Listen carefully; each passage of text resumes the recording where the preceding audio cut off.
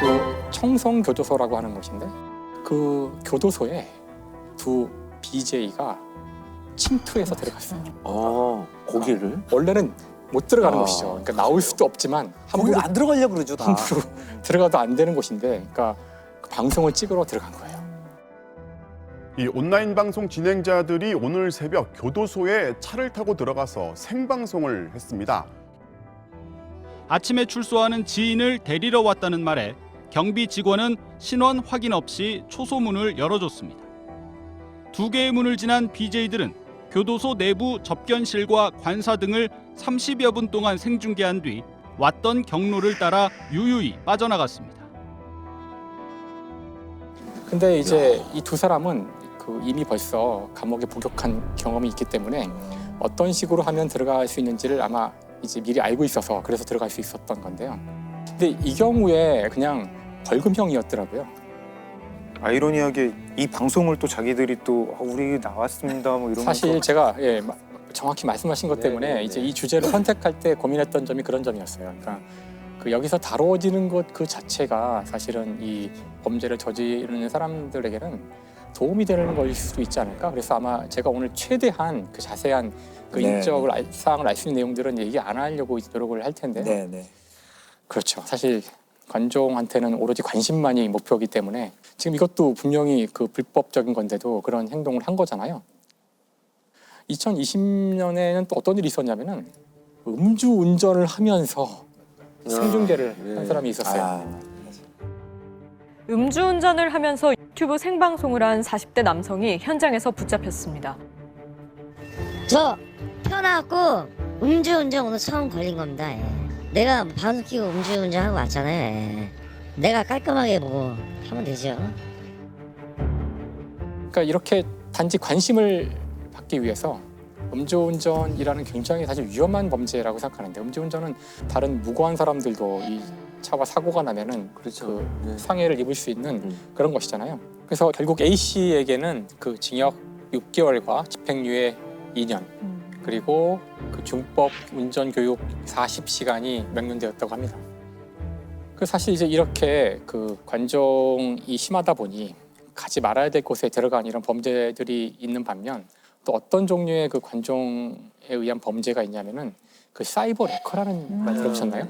사실 레카라는 거는 저희가 이제 교통사고 나면은 또 달려오는 차 있잖아요. 그렇죠. 예, 그 차를 얘기하는데, 여기 왜 레카란 말이 붙었냐면은 지금 한참 이슈가 되는 어떤 사건이 탁 뜨면 그걸 노려서 현재 이슈가 된 사건과 관련된 동영상을 재빨리 만들어서 탁 띄우는 거예요. 그러면 이제 거기 현재의 관심에 편승하여 많은 이제 클릭수를 받을 수가 있는데, 문제는 그렇게 급조하여 만들다 보니 뭐 새로운 내용은 거의 없고 이미 다 나온 거를 그냥 재빨리 짜집기 하는 정도를 만들 수 있을 뿐이고, 그거를 아주 자극적인 방식으로 뉴스를 포장해서 보여주니까 이제 굉장히 위험한 거죠. 이슈가 된 사건을 짜깁기하거나 자극적 루머를 재생산하는 유튜버, 이른바 사이버 레카가 문제로 떠오르고 있습니다. 최근 악성 댓글 피해를 호소했던 유명 운동선수와 BJ 등이 극단적인 선택을 했습니다. 그게 다 관심이 돈으로 이어지기 때문에 생기는 일이겠죠. 그렇죠. 이 시대의 관심이란 것이 돈이기 때문에 아마 처음 시작은 단순히 뭐 좋아요를 받거나 이런 걸로 시작했을 수가 있겠지만, 돈만이 아니라 어떤 의미에서는 병으로 간 것으로 볼 수도 있어요. 문제는 이것이 그냥 새로운 게 없으니까, 사람들 관심이 없을 수도 있으니까 여기에 약간 또 주관적인 어떤 내용을 넣거나 심지어는 가짜 뉴스로 만들거나 이제 이런 일이 종종 벌어지는 거죠. 그러니까 그냥 짜집기만 하는 게 아니라, 그래서 이것이 실제로는 이제 가짜 뉴스를 퍼뜨리는데 아주 중요한 역할을 하게 돼서 사회에 큰 문제가 일어날 수도 있고, 이제는 사실 그 쉽게 이 문제를 제가 지나칠 수 없는 상황이 된 것이죠. 이 가짜뉴스가 피해가 굉장히 심각한데도 규제가 쉽지 않다 그러더라고요. 그렇죠. 이게 보통 이제 가짜 뉴스라는 거는 일단 뭐 사실관계가 일단 잘못된 거지만, 가짜 뉴스를 생산했다는 그 자체만으로는 실제로는 처벌할 수가 없는 상황이고, 예를 들어 개별 어떤 특정한 개인에 대한 명예훼손이라든지 모욕 이런 정도의 수준이 되어야지만 처벌할 수 있는 사법 체계거든요. 현재로서는 사실 되게 규제하기 어려운 영역 중에 하나인 것 같아요. 이게 좀 정신의학적으로 좀 위험한 관심병이 있을까요?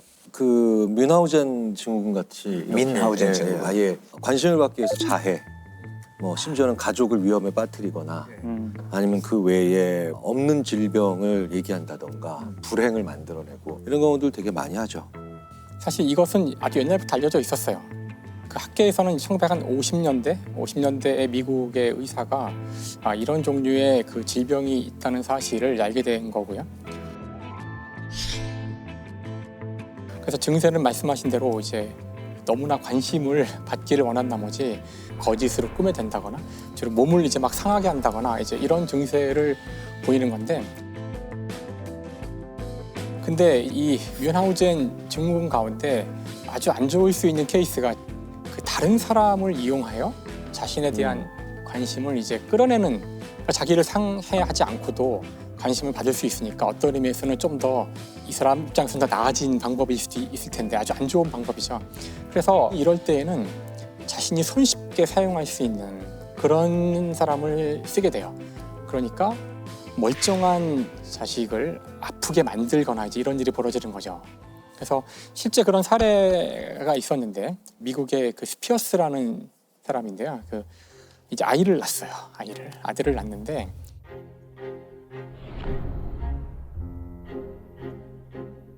그런데 그 아들이 어릴 때부터 굉장히 몸이 약했다고 하더라고요. 주장했었어요.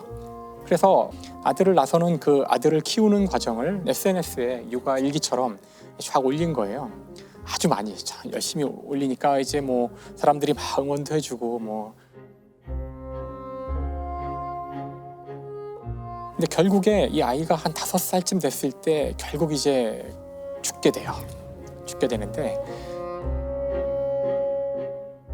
죽음 이후에 사람들이 주변에서 이 부모와 자식 이 관계를 쭉 봐왔던 주위 사람들, 특히 병원이나 이런 데서 뭔가 석연치 않다는 말을 자꾸 하는 거예요. 이게 뭔가 석연치 않다, 이 사람이. 그래서 이제 경찰이 조사에 들어가고 이제 부검도 하게 되고요.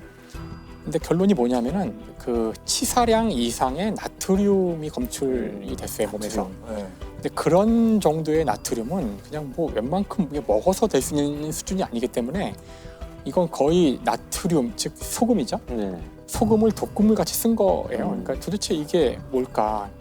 그래서 이제 추후에 이제 밝혀진 바에 따르면은 이 아이가 아주 어릴 때 스피어스가 병원에 가서 우리 아이는 이렇게 음식을 잘 못 먹어요. 자꾸 다 토하고 그래서 여기 위장에 문제가 있는 것 같다고. 근데 검사할 때마다 문제가 없다고 그러는 거예요. 네. 병원을 전전하면서 계속 문제가 있다.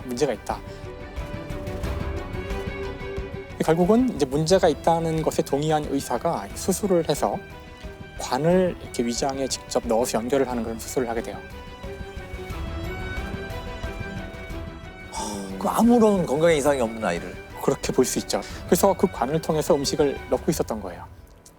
근데 이 죽음이 있었던 그 한 며칠 전에 그 CCTV를 쭉 분석해 보니 이 엄마가 이 애를 데리고 화장실에 잠깐 갔다 오는데 뭘 했는지 모르죠. CCTV는 없으니까 그쪽에는.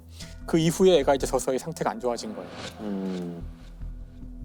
그래서 나중에 이제 밝혀진 바로는 바로 그 관을 통해서 그 소금물을 다량으로 이제 거기에 이제 넣은 거죠. 계속 넣어서 결국은 그것 때문에 나트륨 중독으로 이제 아이가 사망에 이른 거예요. 그럼 아이가 아픈 그런 것들을 계속 SNS나 뭐 이런 데 올리고. 그렇죠. 근데 아이가 일단 처음엔 뇌사 상태에 빠지게 되는데 뇌사 상태에 빠졌을 때에도 그 사진을 200장이나 찍었다 그러는데 사실 그 상태에서 그 정상적인 부모라면은 너무나 당황스럽고 너무나 슬퍼서 경황이 없어야 될 텐데 그러니까 정말 끔찍한 거죠. 사실 이거는 진짜 끔찍한 거죠. How could a mother ever treat her innocent child in such a callous, inhumane, and calculating manner? Do you even realize the magnitude of your crime? It's a sentence of 20 years to life, 5 less than the maximum, 5 more than the minimum. 결국은 이제 다른 사람을 이용하는 뮌하우젠 그 증후군이고 사실 이 뮌하우젠 증후군이 SNS를 만나면서 어떤 의미에서 이제 물 만난 고기가 됐다고 할까? 근데 이 사례만 있었던 것은 아니에요, 사실은. 이런 사례가 생각보다 적진 않더라고요. The West Virginia mom, accused of injecting her son's IV with feces at Children's Hospital, is going to go to trial in August. These are pictures Candida Flutie posted on her Facebook page. They show her son in the hospital being treated for Hirschsprung disease. A Dallas mother accused of subjecting her son to more than a dozen surgeries and hundreds of hospital visits, even though he was not sick, faced a judge today.